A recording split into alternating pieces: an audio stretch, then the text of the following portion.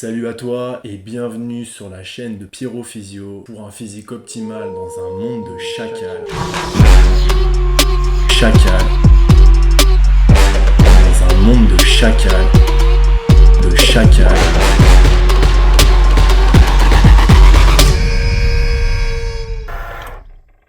Alors aujourd'hui on fait le deuxième volet des naturels ou des dopés, chargés ou nati, C'est au fruit.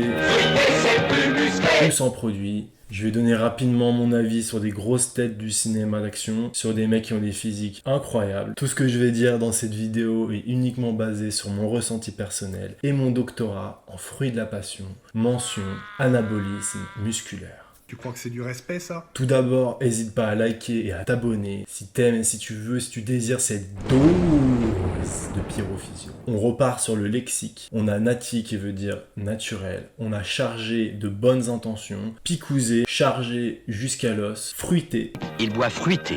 C'est bon. Tombé dans la potion magique. Si vous avez pas mal, ouais. Et sans plus attendre, on commence avec le premier désigné, Jason Statham, Jazounet, Statounet, la fierté des chauves. Alors voilà, on commence avec une première photo de Jason. Alors ça, c'est le film Death Race. C'est un film qui se passe en prison et il avait un physique incroyable pour ce film. Il avait séché. On voit qu'il est dessiné de partout, physique vraiment au top du top. Est-ce que c'est naturel? Je pense que oui. Musculation, poids du corps. D'ailleurs, on le voit pendant les making-of du tournage. Il s'est beaucoup entraîné en poids du corps. C'est un physique accessible. Jason Statham, c'est un gars qui a toujours eu un physique constant tout au long de sa carrière. Vous regardez ses premiers films, ses derniers films, il a globalement toujours le même physique. C'était un sportif de haut niveau. Vous pouvez regarder sur Google, il a fait des compétitions de plongeon. Il avait déjà ce physique-là, un peu moins musclé parce qu'il se focalisait plus sur la technique et c'est pas le même sport. C'est pas de la musculation, mais il avait déjà ce physique-là. Je vous conseille un super film avec lui, c'est Hypertension ou Crank aux États-Unis. C'est un film où il se fait injecter une drogue qui lui empêche de s'arrêter, donc il est toujours obligé de courir ou de se taper avec des gars ou de faire l'amour en public. Enfin, c'est un délice ce film. Je vous le conseille si vous voulez passer un moment d'éclate. Alors là, on a une photo de Jason à la plage et on voit qu'il est bon. Il a pris du gras, il s'est laissé aller, il a bu les mojitos, il a mangé des barbecues, il a abusé sur les faritas. Mais il a toujours ce physique. On voit qu'il a juste cette couche de graisse, de tissu adipeux par-dessus sa masse musculaire. Mais on retrouve les mêmes proportions, il a des bras assez longs, on voit même le petit V en bas des abdominaux. Il s'entraîne toujours pareil, mais il sèche un peu plus pour le film. Alors celle-ci, cette photo de Jason, c'est pour le film, justement j'en parlais, c'est le film Crank. Toujours le même physique. Jason, c'est pas un gars qui est très grand, je crois qu'il fait 1m74, 1m75, mais il a le physique de quelqu'un de grand, il a des longs membres, et un torse assez court, un tronc assez court. Donc il a ses super abdominaux et des longs bras un peu de gibon comme McGregor, qui font que pour les techniques d'arts martiaux et tout, ça lui donne un petit avantage d'allonge, et ça lui fait un physique beaucoup plus élancé. Il est très réputé aussi parce qu'il est chauve, il fait partie du clan des chauves avec Bruce Willis, The Rock, d'autres comme votre serviteur, qui lui aussi s'est fait toucher par la main de Bouddha. Ses premiers films, c'était avec Guy Ritchie, Arnaque, Crime et Botanique, Snatch, etc. Des super petits films anglais, bien vitaminés, plein d'action et de rigolade. Je vous les conseille. Allez, on va passer à la suite. On va passer à notre ami, le fameux, le talentueux, la légende, JCVD, Jean-Claude Van Damme, The Muscle from Brussels. Que dire sur Jean-Claude Van Damme? C'est une légende des arts martiaux, tout simplement, une légende du cinéma.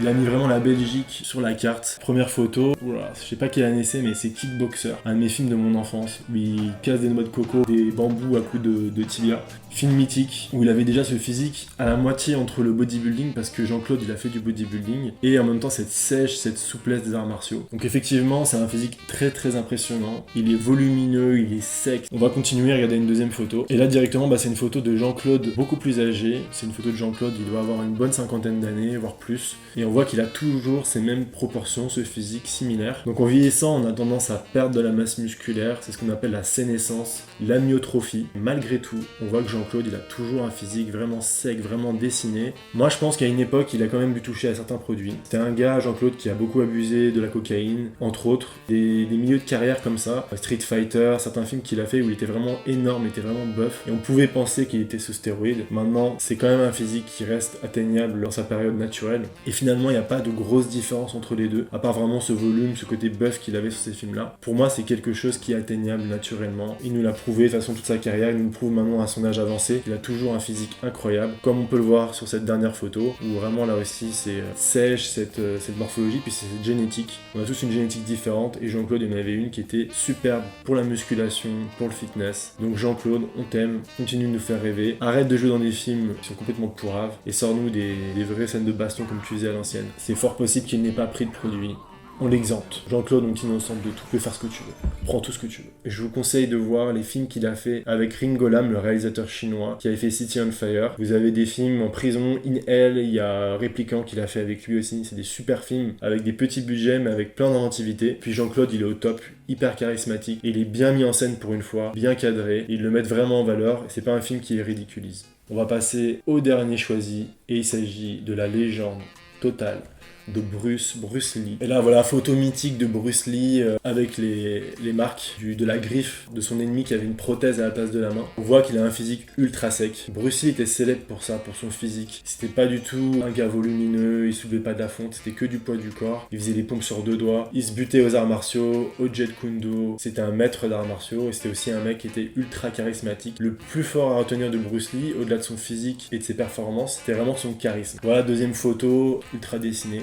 On voit qu'il est super fin. Je sais pas combien il pesait Bruce Lee, mais il devait pas peser beaucoup, il devait être dans les 70. Et on voit aucun signe de dopage, hein. C'est fin, les épaules sont petites, la peau elle est pas cartonneuse, il est pas gonflé, volumineux, pas de boutons. J'adore celle-ci. Petit, c'est un de mes films préférés de Bruce Lee, d'ailleurs je vous le conseille, c'est toujours mon film préféré de Bruce Lee, c'est La Fureur du Dragon. C'est un film de 1972 où il se bat contre Chuck Norris à la fin. Et il y a un moment dans ce film où il flex comme ça, il fait l'écureuil volant. Très sec, très fin, mais dessiné comme un écureuil volant.